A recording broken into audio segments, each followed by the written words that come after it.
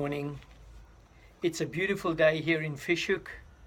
The mountains are clothed in sunlight. The grass is green. It's just beautiful to see how our Heavenly Father looks after His creation so beautifully. Today my study is all about two paths, and we are being introduced today to Daniel chapter 5. But before I read Daniel chapter 5, I want to go with you to Deuteronomy chapter 30, and I'm going to be reading there from verse 15 on. See, I set before you today life and prosperity, death and destruction. For I command you today to love the Lord your God, to walk in His ways and to keep His commandments, decrees and laws. Then you will live and increase, and the Lord your God will bless you in the land you are entering to possess.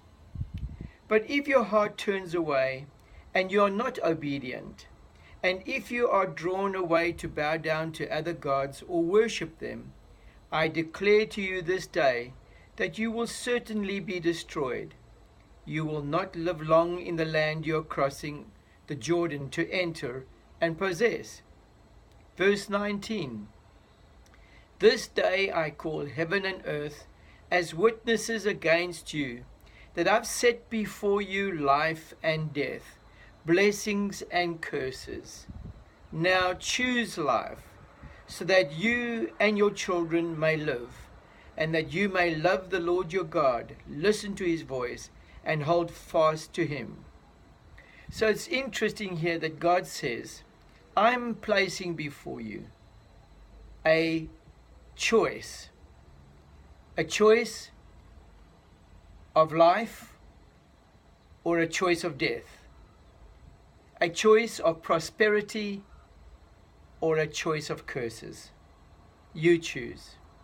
Now I want to take you to Daniel chapter 5, and I'm going to read there the introductory verses from verse 1 through to verse 4. King Belshazzar gave a great banquet for 1,000 of his nobles and drank wine with them. While Belshazzar was drinking his wine, he gave orders to bring in the gold and silver goblets that Nebuchadnezzar his father, basically really his grandfather, had taken from the temple in Jerusalem, so that the king and his nobles, his wives and his concubines might drink from them. So they brought in the gold goblets that had been taken from the temple of God in Jerusalem, and the king and his nobles, his wives and concubines, drank from them.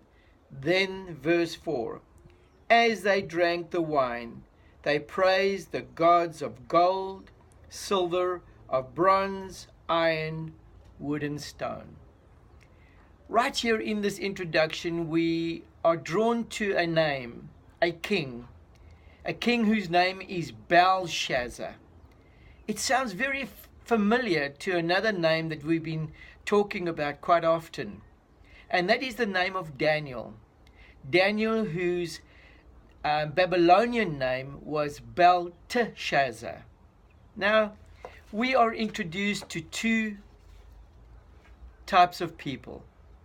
I want you to remember from our last studies, as we found out in Daniel chapter 1, that the name Daniel actually meant that God is my judge.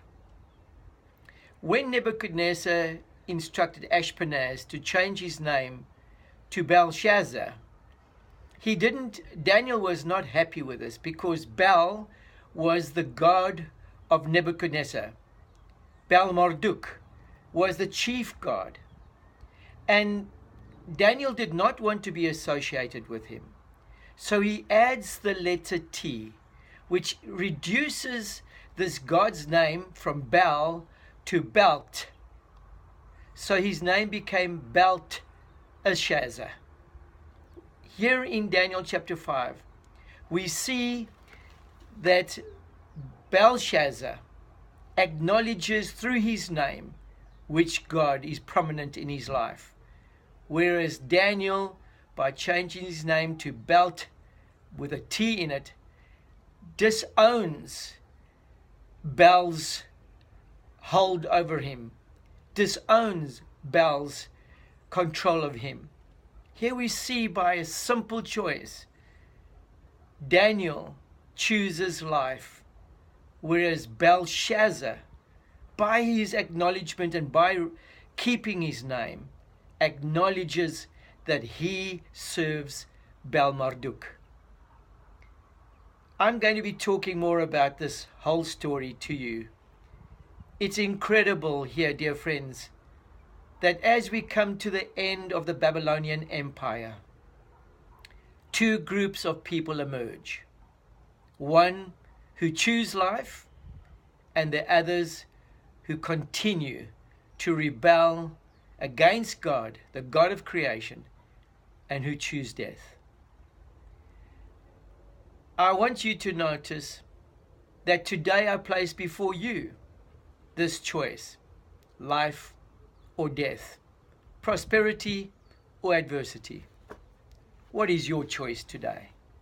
May God help you to awaken to an understanding that the most important thing we can do is acknowledge that God is the King of the universe and that He is sovereign, and that we will be willing to bow our knees to Him now. May God help you to do this today.